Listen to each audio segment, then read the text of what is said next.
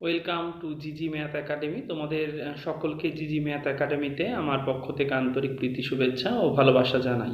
দেখো, অ্যাকচুয়ালি বিষয়টা হচ্ছে কি, আজকে আমরা যে বিষয়টা নিয়ে আলোচনা করব সেটা হচ্ছে কি, আমরা জীবন বিজ্ঞান পড়াশোনা করি। জীবন বিজ্ঞান নিয়ে অ্যাকচুয়ালি আমাদের ওয়েস্ট বেঙ্গলে আমরা দেখবো আর কি যে ক্লাস এইটের পর থেকে 9, 10 এই দুটো ক্লাসে বিজ্ঞানকে দুটো শাখায় ভাগ করা হয়েছে। একটাকে বলা হয় ভৌত বিজ্ঞান বা ফিজিক্যাল সায়েন্স, আর একটাকে বলা হয় লাইফ সায়েন্স বা জীবন বিজ্ঞান। পরবর্তীকালে মানে 11-12-এর ক্ষেত্রে জীবন বিজ্ঞান বলে আর কোনো সাবজেক্ট থাকে না। লাইফ সায়েন্স শব্দটা চেঞ্জ হয়ে যায় জীববিদ্যা বা বায়োলজিক্যাল সায়েন্স, যেটার পরিধি এবং বিস্তৃতি যথেষ্ট ব্যাপক।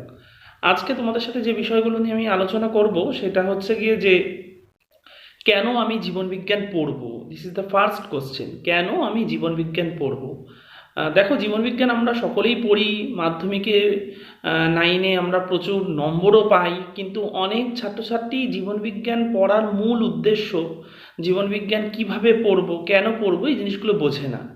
তো একটা ভিডিওর মাধ্যমে যতটা আর কি তোমাদের কাছে উপস্থাপন করা যেতে পারে যে জীবন বিজ্ঞান কেন আমরা পড়ব, সেটা নিয়ে আলোচনা করছি। দেখো, জীবন বিজ্ঞান, জীবন যুক্ত বিজ্ঞান। বিজ্ঞান মানে তো আমরা পড়ে এসেছিলাম ছোট ক্লাসে আর কি, যে বিজ্ঞান মানে হচ্ছে বিশেষ জ্ঞান, অর্থাৎ যে জ্ঞান পরীক্ষালব্ধ ফলাফলের উপর নির্ভরশীল, যেখানে পরীক্ষা পর্যবেক্ষণ অর্থাৎ একেবারে চেখে দেখা, মানে কোনো একটা বিষয় আমি হাতে ধরে ফিল্ডে গিয়ে কাজ করেছি এবং তার যথাযথ ব্যাখ্যা দিতে পেরেছি, তার উদাহরণ নিয়ে আমি আলোচনা করতে পেরেছি, যার বিজ্ঞানসম্মত ভিত্তি আছে, সেটাই তো বিজ্ঞান, তাই না? তো বিষয়টা হচ্ছে গিয়ে যে জীবন ব্যাপারটা বলি আর কি। এটা তো গেল বিজ্ঞান। বিজ্ঞান সম্পর্কে আমাদের সকলেরই মোটামুটি একটা ধ্যান ধারণা আছে। জীবন হচ্ছে গিয়ে প্রতিকূল পরিবেশে, জীবনের সঙ্গে অনেকভাবে দেওয়া যেতে পারে। আমি নবম দশম শ্রেণীর যে বইগুলো আছে আমাদের পশ্চিমবঙ্গে, যে টেক্সট বইগুলো আছে, তাতে জীবনের সংজ্ঞা যেভাবে লেখা আছে আমি একটু অন্যভাবেই বলার চেষ্টা করছি, যাতে তোমাদের পক্ষে ওটা লিখতে এবং বলতে অনেক সাবলীল হয়। দেখো, জীবন শব্দের অর্থ হচ্ছে মানে আমি প্রতিদিন, প্রতি মুহূর্তে, প্রতিদিনও বলবো না, প্রতি মুহূর্তে পরিবেশের প্রতিকূল পরিস্থিতির সাথে কিন্তু নিজেকে মানিয়ে নেওয়ার চেষ্টা করছি। এই যে প্রতিকূলতা, এই যে একটা নন ফেভারেবল বা আনফেভারেবল একটা কন্ডিশনের সাথে নিজেকে সবসময় মানিয়ে নেওয়ার জন্য একটা সংগ্রাম চলছে, এটাই তো লাইফ, তাই না? এটাই জীবন। আমি মানে খাওয়া দাওয়া করছি, ঘুমিয়ে পড়ছি, এগুলো জীবনের অঙ্গ, কিন্তু এটা জীবনের সংজ্ঞা হতে পারে না। জীবনের সংজ্ঞাটাকে আমরা এইভাবে দিতে পারি যে জন্ম, মৃত্যু, অভিযোজন, অভিব্যক্তি, এই শব্দগুলোরও ব্যাখ্যা তোমাদের একসময় আমি দেবো আর কি।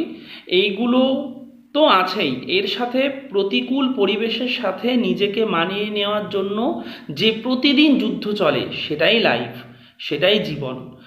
তো আমরা জীবন বিজ্ঞান কেন পড়ি সংক্ষেপে বলি। পরিবেশকে ভালো করে জানার জন্য, তারপরে আশেপাশে যে সমস্ত উদ্ভিদ বা প্রাণীরা রয়েছে সেগুলো সম্পর্কে মোটামুটি একটা ধ্যান ধারণা পাওয়ার জন্য, আমাদের মধ্যে যে মানে মমতা, সিম্প্যাথি, আমাদের মধ্যে যে সহানুভূতি, সেই ব্যাপারটাও তো জীবন বিজ্ঞানের থেকেই আমরা পাই, তাই না?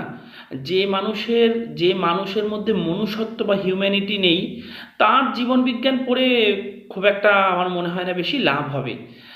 তো আমার মনে হয় আর কি যে জীবন বিজ্ঞান আমাদের এটাই শেখায় আর কি, যে কি করে আমরা বাঁচবো, পরিবেশের প্রতিকূল পরিস্থিতির সাথে কি করে আমরা মানিয়ে নেব, আমরা কিভাবে সহানুভূতির সাথে কোনো বিষয়ের বিচার করব, আমরা কিভাবে আরও 5টা মানুষের সাথে সমাজে চলবো।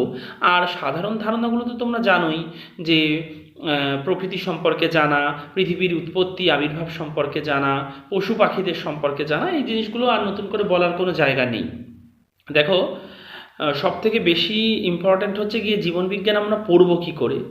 আমি অ্যাকচুয়ালি আমি বাসিরেন্নেশা স্যাক্রেড হার্ট একাডেমি, ওখানে অ্যাসিস্ট্যান্ট টিচার হিসাবে আমি নিযুক্ত আছি 2 বছর ধরে।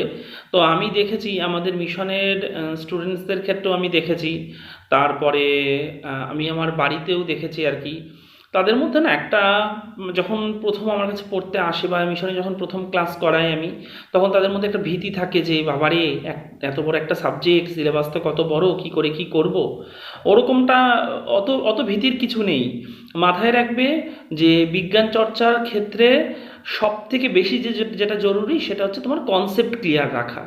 জীবন বিজ্ঞান ভীষণ সহজ, বিশ্বাস করো তোমরা, জীবন বিজ্ঞান ভীষণ সহজ একটা বিষয়, যেটা নিয়ম মাফিক নিয়মিত একটু নির্দিষ্ট নির্দিষ্ট মানে ওয়েতে অনুশীলন করলে নম্বর পাওয়াটা কোনো কঠিনের কিছুই না। খালি তোমাদেরকে পড়তে হবে এবং বিশেষ যে টার্ম, জীবনবিজ্ঞানের তো বিশেষ কিছু টার্ম রয়েছে, সেই টার্মগুলোকে ক্লিয়ার রাখতে হবে আর কি। যেমন তোমরা ফিজিক্যাল সায়েন্স যখন পড়ছো, যেমন তোমরা ম্যাথমেটিক্স যখন পড়ছো, ম্যাথমেটিক্সে যেরকম আমরা উপপাদ্য সম্পাদ্য এই শব্দগুলো নিশ্চয়ই মিনিং আছে। তাহলে জীবনবিজ্ঞানের ক্ষেত্রে আমরা কখনো কখনো ব্যবহার করি, নাইনের ক্ষেত্রে আর কি আমরা জেনারেলি ব্যবহার করে থাকি ট্যাক্সোনমি, ক্লাস 10-এর ক্ষেত্রে, 9-এর ক্ষেত্রে কমন শব্দ সেল। এইগুলোর ব্যাখ্যা যার কাছে ক্লিয়ার থাকে তার কাছে জীবনবিজ্ঞান পড়াটা কিন্তু খুব একটা বেশি সমস্যাজনক কিছু না। তাহলে জীবনবিজ্ঞান পড়ার নিয়ম কি? প্রথমে টেক্সট বই বা পাঠ্য বইটা খুঁটিয়ে পড়তে হবে, একদম খুঁটিয়ে, মানে একটা ডটও তোমাকে মিস দেওয়া যাবে না, এইভাবে খুঁটিয়ে পড়তে হবে যাতে পড়ার শেষে তুমি এটুকু বোঝো যে স্যার আমি পুরো পড়েছি, নিজেও কিছু বুঝতে পারিনি, নিজে নিজে বুঝতে পেরেছি কিছুটা, কিন্তু কয়েকটা জায়গায় আমার অসুবিধা আছে। বেশ, দেখো একটা স্টুডেন্ট যদি কিনা কোনো একটা টপিক পড়ে সে কিছুই বুঝতে পারেনি, এরকমটা কখনো হয় না।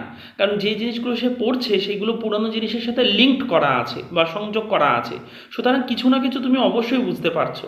কিছু জিনিসে তোমার সমস্যা আছে, যে জিনিসগুলো তোমার বাড়িতে রিডিং পড়ার সময় সমস্যা হয়েছে, যে জিনিসগুলোতে তোমার কনসেপ্ট ক্লিয়ার নয়, সেই জিনিসগুলো যদি তোমার শিক্ষক বা শিক্ষিকার সাথে তুমি আর কি আলোচনা করো, তাহলে মনে হয় ওই টার্মগুলো উনি অনেক বেশি আরও সিম্পলিফাই করে দিতে পারবেন। আর সরলীকরণের